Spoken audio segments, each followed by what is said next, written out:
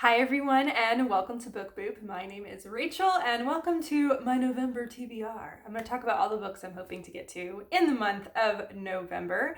I realize I'm wearing pretty much the same thing I wore in my last video, but you know what? My excuse is that I'm filming this on Halloween and I have to wear my Hocus Pocus t-shirt. So I'm sorry, I'm not filming these on the same day, but I gotta wear the same shirt because it's Halloween. All right, that's my excuse. Okay, so I've got 7 different books here to talk about and I'm excited about all of these. So let's go ahead and jump in. So the first one, I'm just going to show you a picture of because it comes out this coming Tuesday, November 2nd, 2021. I have pre-ordered it. I'm so excited. I cannot wait to get it in the mail because it is Gilded by Marissa Meyer. This is her new book. I believe it's a standalone and she's incredible at taking fairy tales and putting new spins on them. She did the Lunar Chronicle series, which was like a mashup of a bunch of different fairy tales. She did the Heartless standalone, which is a origin story for the Queen of Hearts, which is fantastic. She's done so many great stories. This one is Rumpelstiltskin. I'm really excited about it. I have high hopes for it. I can't wait to get my hands on it, and I should be getting my hands on it in a couple of days. All I know about it is that it's supposed to be a retelling of Rumpelstiltskin. That's all I need to know because it's Marissa Meyer. I've loved pretty much every single one of her books. The only one I didn't like as much was her last release, and that one was a little bit outside of her wheelhouse. She did a contemporary romance, and that's not normally my genre anyway, so that one was kind of meh for me, but all her other books I absolutely love. So I'm very excited about this and I can't wait. I can't wait for it to come out. Next is actually a graphic novel. It is obscenely tiny, so it'll probably take me like an hour or less to read. And that is The Tea Dragon Society by Katie O'Neill. If you haven't heard of this before, where have you been? I feel like this has been all over BookTube for the longest time. But this is the first in a cute little graphic novel series about these people that raise tea dragons, and they're these adorable little dragons that have, I think, tea leaves that grow out of their head. There's like a chamomile dragon and all these different types of dragons with different tea leaves, and like they harvest leaves and make tea out of them, but they're also like their pets and their little companions, and it's supposed to be precious. It's supposed to be so adorable and heartwarming, and that's what I feel like I need right now. It's supposed to be the length of drinking a cup of tea. So it's just enjoy it with a cup of tea and just enjoy your time with it. And I'm really, really excited to finally get to this because I've heard so many good things and it just looks adorable. And I feel like I match it right now. I love it. Okay. This next book, I feel like is the perfect transition between October spooky season and December Christmas season. I'm going to explain. Tell me if you think I'm right. Kingdom of the Wicked by Kerri Maniscalco. This is her kind of newest series after she did the Stalking Jack the Ripper series. This one to me is a great transition. This story, we are following these 2 women and they are twins, I believe, or just sisters. Maybe they're just sisters. Scrap the twins part. They may not be twins, but they're both witches. And one of the sisters turns up brutally murdered, and the sister that survives wants to obviously try to find out who killed her sister and to avenge her sister's death. And she ends up becoming involved with a demon prince, I believe, who also is interested in trying to find this particular killer, and they team up together, and I believe they have kind of a forbidden romance kind of thing. So to me, this is the perfect transition because you've got the spookiness, right, of like witches and demons and spookiness, but then there's also romance, which romance to me is more like good fuzzy feely type stuff. So it's like a good mix transitioning from spooky season, the fall, to the Christmas season. I think it's great. For some reason, this book screams November to me, so I've been waiting to read it for November, and I'm excited to try it. I hope I like it more than the Stalk Jack the Ripper series. That was kind of like a mid-range series for me. It was okay. So I'm hoping I really like this one. And I've heard that it's set in Italy, and there's a lot of descriptions of delicious food, and I'm all about that. So I'm really excited about that. This next one, I am trying to work through all of Victoria Schwab's books because I really like her writing style and just the way she writes characters. This one I believe is one of her first releases, and that is The Near Witch. This one sounds really interesting. It sounds perfect for spooky season, obviously, because it's got witch in the title. All I know about it is it's about a girl that lives in this small town, and then I think children start disappearing. And then soon when children start disappearing, there's this boy that shows up in the town that nobody really knows, and he's very mysterious. I think there's a little romance involved with it, and people are suspecting that this boy has something to do with these children disappearing. I don't know. Sounds really spooky. I'm all about small towns and like the spooky forests that surround them. I love that kind of setting. So I'm excited to read this one and see what I think about it. I'm interested to see kind of how her writing style has developed, because this is one of the, I don't know if it's the first book that she published or if it's one of the first few. I know it's been out for quite a while. So I'm interested to see how her writing style has developed over the years, since I haven't read one of her earlier works. So I'm excited to get to this one.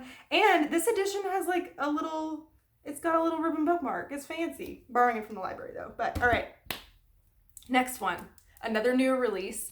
I'm really excited to read it because I loved his first book, and that is Under the Whispering Door by T.J. Klune.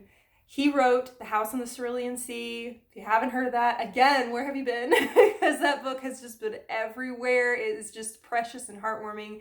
It's middle grade, written for adults. And I'm really hoping that this one has the same kind of heartwarming feel, and I think it will. So let me see if I can explain this story correctly. So we have this man, and he has recently died. And he is at his own funeral as a ghost, I believe, just realizing, oh, snap, I'm actually dead.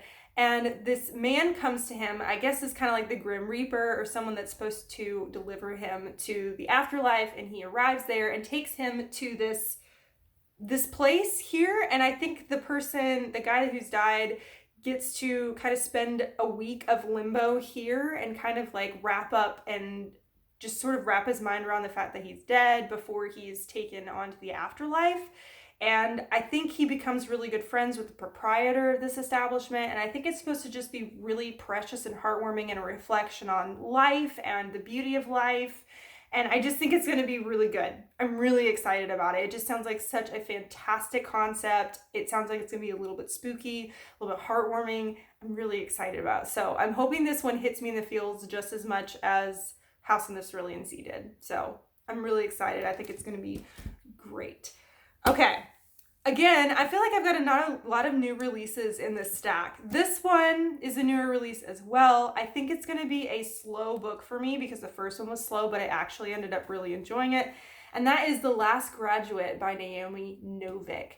This is the second book in the Scholomance series. This is lesson 2 of the Scholomance. And this is basically dark Hogwarts.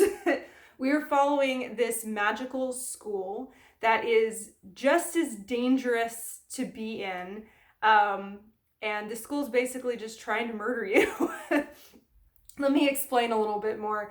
So apparently when you first are developing your magical powers, you're in a lot of danger. There are these creatures that like to basically eat young witches and wizards, and they're able to gain power from them. And so they're really, really dangerous. These kids are in a lot of danger. And so they are sent to this school, the Scholomance.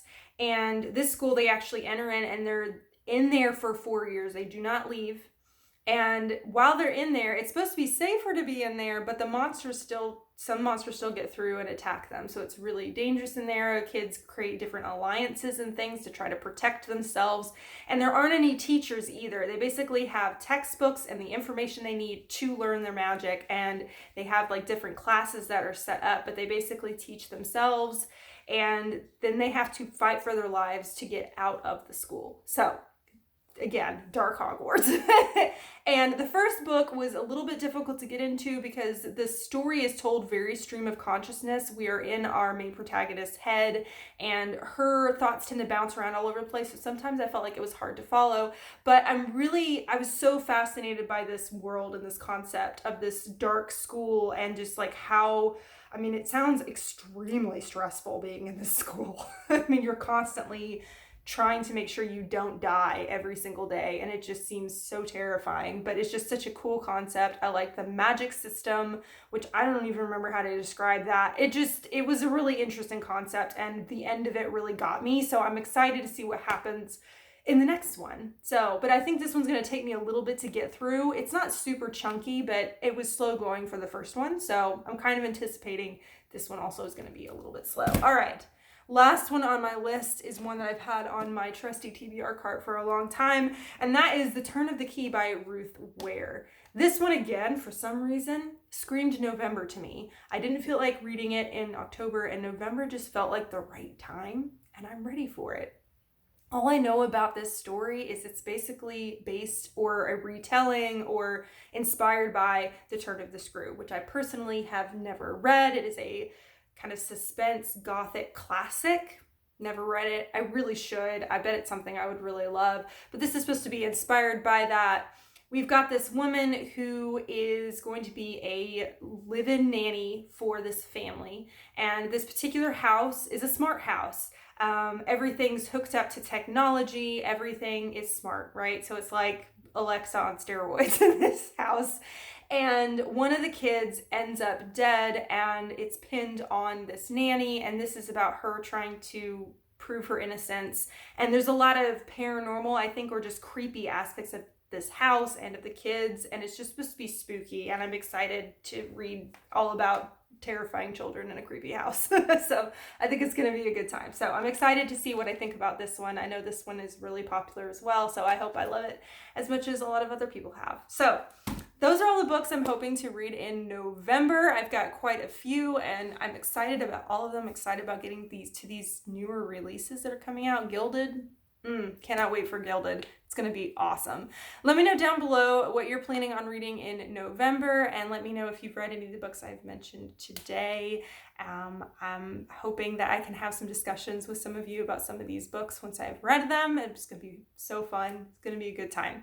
On the side of the video over here is my logo. If you click on that, you can subscribe to my channel. Follow me on my book journey. And the side of the video over here is a suggestion for another video if you'd like to watch another one right now. But thank you so much for watching. You rock, and don't forget to keep reading. Bye.